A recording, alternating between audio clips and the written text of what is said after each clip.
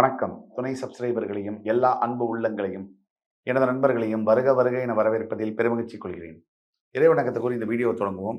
வக்ரதுண்ட மகாகாய சூரியகோடி சமப்பிரப அபிக்னம் குருமே தேவ சர்வகாரியேஷு சர்வதா. தென்னாட்டுடைய சிவனே போற்றி, என் நாட்டவர்க்கும் இறைவா போற்றி. அன்பர்களே, நண்பர்களே, இன்னைக்கு நம்ம பார்க்க போகிறது ஒரு மிக மிக முக்கியமான ஒரு பதிவு. இதுவரைக்கும் நம்மளுடைய சேனல்ல இந்த மாதிரியான வீடியோ வந்ததில்லை.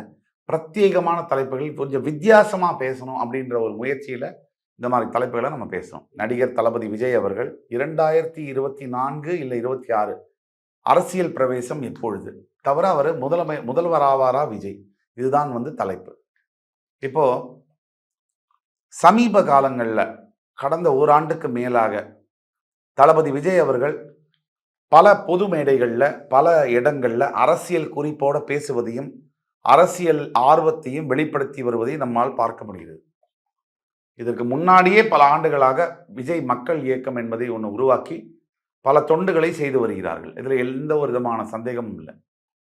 இன்னைக்கு தமிழ்நாட்டில் அவருக்கு நிறைய ஃபாலோவர்ஸ் இருக்காங்க. அவர் ஒரு உச்சபட்ச நடிகராக இருக்கிறார் என்பதில் ஐயப்பாடில்லை. ஆனால் அரசியல் என்பது, இவரால் அரசியலில் நடிப்பு துறையில் எவ்வளோ சாதிச்சாரோ அதே அளவுக்கு அரசியலில் சாதிக்க முடியுமா, அதை பற்றி தான் பேச்சு. சினிமா துறை மற்றும் சினிமா துறையில் உள்ள பல இதுலேருந்து நிறைய பேர் இங்கே இருக்கக்கூடிய 3 முதலமைச்சர்கள் 4 முதலமைச்சர்கள் தமிழ்நாட்டை ஆண்டவர்கள் யாருன்னு பார்த்தோம்னா எல்லோருமே சினிமா துறையிலேருந்து வந்தாங்க. ஏன் பேரறிஞர் அண்ணா ஆரம்பிச்சு, மு கருணாநிதி கலைஞர் அவர் ஆரம்பிச்சு, புரட்சி தலைவர் எம்ஜிஆர் ஆரம்பிச்சு, புரட்சி தலைவி ஜெயலலிதா அம்மா ஆரம்பிச்சு, எல்லாருமே சினிமா துறையில் ஆரம்பிச்சு தான் அரசியலுக்கு மிகப்பெரிய ஆளுமைகளாக உருவெடுத்து இந்த தமிழகத்தை ஆண்டார்கள். அப்படியெல்லாம் ஒரு பக்கம் இருக்கும்போது, மறுபடி இப்போ காலத்தின் பரிணாமம் மாறி மிகப்பெரிய அளவில் வளர்ச்சி கண்டிருக்கக்கூடிய இந்த நேரத்தில், டிஜிட்டல் யுகம் என்று சொல்லக்கூடிய இந்த நேரத்தில், இப்போ சூப்பர் ஸ்டார் ரஜினிகாந்த் என்பவர் அரசியல் தன்னுடைய ஆர்வத்தை வெளிப்படுத்தினார். பல ஆண்டுகளுக்கு பிறகு கட்சி தொடங்கினார்.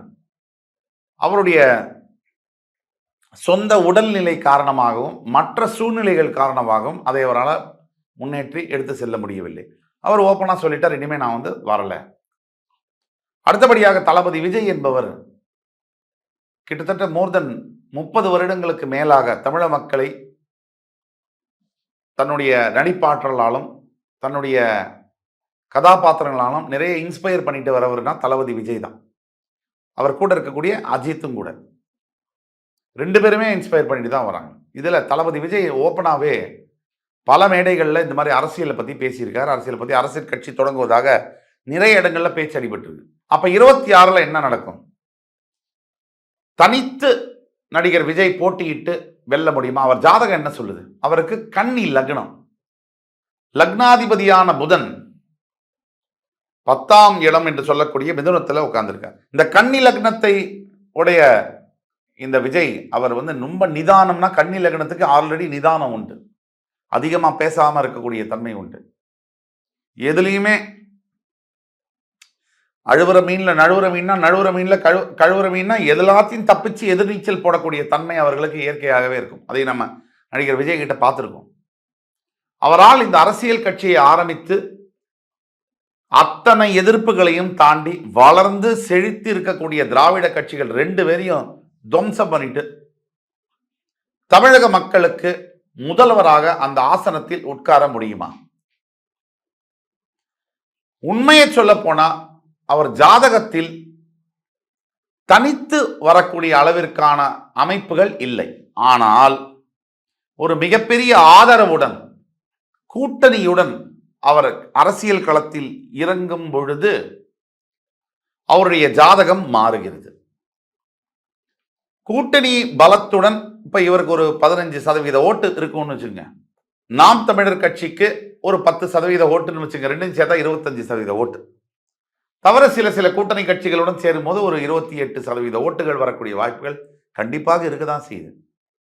இந்த 28% ஓட்டுங்கிறது மிக மிக அதிகமான கணிசமான ஒரு தொகை. அப்படி இருக்கும்போது பல பேர் ஏன் பல கட்சிகளுடைய ஆதரவோடு அவர் அந்த சீட்டில் உட்காரக்கூடிய பாசிபிலிட்டி இருக்கு. இன்னும் மற்ற செய்திகளும் வருது. பாஜக இவருடைய பின்னணியில் இருக்கு, ஓட்டை பிரிப்பதற்காக பாஜக இவரை பயன்படுத்துகிறது, பின்னணியில் இருக்குன்னு சொல்றாங்க. நான் என்னுடைய சொந்த அபிப்பிராயத்தில் அதையெல்லாம் நான் நிராகரிக்கிறேன். அப்படி இருப்பதாக கண்டிப்பாக இல்லை. ஏன்னா பாஜகவுடைய கொள்கைகள் நடிகர் விஜயுடைய கொள்கைகளுக்கு நேர் எதிரானது. திராவிட சாயல் இல்லாத கொள்கை தான் பாஜகவுடைய கொள்கை. நடிகர் விஜயுடைய கொள்கை என்பது திராவிட சாயலுக்கு உட்பட்டது. அது மட்டும் இல்லாமல் அவர் கூட இருக்கக்கூடிய கூட்டணி கட்சிகளும் அதை விரும்ப மாட்டாங்க. தமிழகத்தில் பாஜக எதிர்ப்பு என்பது ரத்தத்திலேயே உள்ளது. அவங்க நல்லது செய்கிறாங்களோ கெட்டது செய்கிறாங்களோ எதை செஞ்சாலும் எதிர்க்கணும் அப்படிங்கிற மனப்பான்மை உடையது தான் நம்ம ஊர். நம்மை மாறி மாறி ஆண்ட கட்சிகள் நமக்கு எதுவுமே செய்யலைனா கூட மக்களுடைய மனப்பான்மை இந்த வெள்ளத்தில் பாதிக்கப்பட்ட போது கூட எங்களுக்கு நிவாரணம் கொடுங்க, அடுத்து இதே மாதிரி நடக்காம பார்த்துங்க, எங்க ஏரியாவில் தண்ணி சீக்கிரம் எடுத்து விடுங்கன்றதை பத்தி தான் பேசுறாங்களே தவிர இந்த பிரச்சனையே வராம இருக்கணும் அப்படிங்கிற எண்ணம் மக்களுக்கே இல்லை. முதல்ல இந்த கட்சி அந்த கட்சின்னு இல்லை, எல்லா கட்சிக்கும் ஓட்டு போடும்போது கண்ணை மூடிட்டு ஓட்டு போட்டுட்டு பின்னாடி குத்துதே குடையுதேன்னா அது சரியான ஒரு பதிலா இருக்க முடியாது. நீங்கள் ஓட்டு போடும்போது தான் சிந்திச்சு ஓட்டு போடணும். ஓட்டு போட்ட விட்ட பிறகு ஐயோ நான் இங்க போட்டேனே, நான் அங்க போட்டேனேன்னு சொன்னா அர்த்தமே இல்லை. பல ஆண்டுகளாக எனக்கே தெரிந்து, எனக்கு ஒரு 45 வயது ஆகுது, எனக்கே தெரிந்து பல ஆண்டுகளாக, ஏன் ஒரு 30 வருஷத்துக்கு மேலாக இந்த மழைநீர் வடிகாலுக்காக நிதி ஒதுக்கி மழைநீர் வடிகால் கட்ட போறோம் சொல்லி 2 திராவிட கட்சிகளுமே அதை செய்யவில்லை என்பதுதான் உறுதியான செய்தி. அப்படி செய்திருந்தால் இது ஒரு சாதாரணமான விஷயம். இன்னைக்கு இருக்கக்கூடிய டிஜிட்டல் யுகத்தில் சென்னையை சிங்கார சென்னையா மாத்தினாங்க, ரோடெல்லாம் போட்டாங்க, புதுசா லேம்ப்ஸ் எல்லாம் வச்சாங்க. இந்த டிரைனேஜ் வாட்டர் பைப்பையும் போட்டு கையோட அதோட போட்டு முடிச்சிருந்தா என்னைக்கோ முடிஞ்சு போயிருக்கும். ஒரு சொட்டு தண்ணி இருக்க முடியாது, அதை சேகரிக்கவும் முடியும். ஆனால் ஏதோ ஒரு காரணத்திற்காக, அரசியல் ஆதாயத்திற்காக கூட இருக்கலாம், இதை செய்யவில்லை என்பதுதான் உறுதி, அதுதான் சத்தியம். இப்ப மாறி மாறி ஒரு விஷயம் நடந்துட்டே இருக்கு. மறுபடி மக்கள் நீங்க மாறி மாறி உங்களுடைய வாக்குகளை அவர்களுக்கே செலுத்தும் பொழுது இந்த பிரச்சனையை நீங்கள் ஒத்துக்கொள்கிறீர்கள் என்றுதான் அர்த்தம். இதற்கு மாற்று வர வேண்டும் என்றால் யாராவது வேற ஒருத்தருக்கு சான்ஸ் கொடுத்துதான் ஆகணும். இல்லைன்னா எப்படி மாறுதல் வரும்? வர முடியாது. புதிதாக வரக்கூடியவர்களுக்கு நீங்க சீமானுக்கு கொடுத்தாலும் சரி, அண்ணாமலைக்கு கொடுத்தாலும் சரி, யாராவது ஒருத்தருக்கு புதிய ஆளுக்கு ஒரு வாய்ப்பை கொடுக்கணும். நீங்க அப்படி கொடுக்கும்பொழுதுதான் மாறுதல்கள் என்பது நிகழும். தளபதி விஜய் நிற்கிறாருன்னா அவருக்கு கூட உங்களுடைய வாக்கு உங்களுக்கு பிடித்திருக்குன்னு சொன்னா கொடுக்கணும். ஏன்னா மறுபடி அதே கட்சிகளுக்கு 70 ஆண்டுகளாக நீங்கள் வாக்களித்து மாற்றங்கள் இல்லை. மாற்றங்கள் வர வேண்டும் என்றால் புதிய ரத்தத்தை பாய்ச்ச வேண்டும், புதிய வரக்கூடிய இளைஞர்களை ஆதரிக்க வேண்டும், யங் பிளட்டை நீங்க சப்போர்ட் பண்ணணும். ஜாதக ரீதியாக தளபதி விஜய்க்கு முதல்வர் சீட்டில் தனிச்சு உட்காரக்கூடிய யோகம் சற்று கடினமாக இருந்தாலும், ஆனால் ஒரு சில கூட்டணிகளோடு அவர் உட்காரும் போது அவர் முதல்வர் ஆகுவதை யாராலும் தடுக்க முடியாது. அதே மாதிரியான அளவிற்கு அண்ணாமலை ஜாதகத்திலும் யோகம் இருக்கிறது. முதல்வர் ஆசனத்தில் உட்காரும் யோகம் அண்ணாமலைக்கு சற்று அதிகமாகவே இருக்கிறது. அதனால யாரு உட்கார்ந்தா என்ன? யாராவது படித்த நபர் மக்களுக்கு நல்லது செய்யணும்னு நினைக்கிறவங்க உட்கார்ந்தா நல்லது தானே. அது விஜயா இருந்தானே அண்ணாமலையா இருந்தானே, யார் பதவியில் உட்கார்ந்தாலும் மக்களுக்கு நல்லது செய்ய வேண்டும் என்பதுதான் நம்மளோட வேண்டுகோள். ஏன் தற்பொழுது முதல்வருடைய மகனான உதயநிதி ஸ்டாலின் இருக்கார் இல்லையா, அமைச்சர், அவருக்கும் அந்த யோகம் இருக்கு. இப்படி யோகங்கள் இருந்தாலும் கூட இயற்கையுடைய ஆச்சரியம் என்னன்னா, அடுத்து நடக்கக்கூடிய அரசியல் நகர்வுகள் மற்றும் முக்கியமான நிகழ்வுகள், இது ரெண்டையும் பொறுத்துதான் யார் அடுத்த களத்தில் ஆட்சியை பிடிப்பார்கள், ஆசனத்தில் அமருவார்கள் என்பதை பற்றி சொல்ல முடியும். ஆனால் இந்த 3 பேர், உதயநிதி ஸ்டாலின், விஜய், அண்ணாமலை, இது 3 பேரை பத்தி யோசிக்கும் போது அதிகமான வாய்ப்பு என்பது அண்ணாமலைக்கு இருக்கிறது. என்பது மறுக்க முடியாத உண்மை.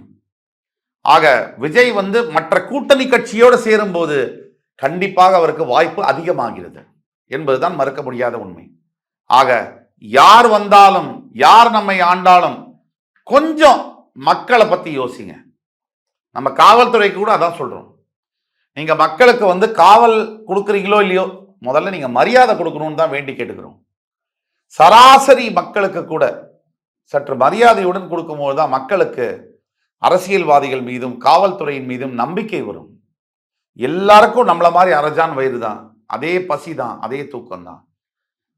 நடிகர் விஜயுடைய ஜாதகம் என்பது அவரை முதல்வர் ஆசனத்தை நோக்கி நகர்ந்து வைக்க கொண்டிருக்கிறது என்பதுதான் உண்மை. அவர் முதல்வர் சீட்டு, சிஎம் சீட்டை நோக்கி அவரை புஷ் பண்ணுதுங்கிறது தான் உண்மை. ஆக காலம் என்ன பதிலை சொல்லும் என்பதை பற்றி நாம் பொறுத்திருந்து பார்ப்போம். ஆனால் 2026 நடக்கப் போகிறது ஒரு அரசியல் மாற்றம், ஒரு வரலாற்று நிகழ்வு என்பதை மட்டும் உறுதியாக கூற முடியும். பொறுத்திருந்து பார்ப்போம். நல்லதே நடக்கும். நன்றி, வணக்கம். வாழ்க வளமுடன்.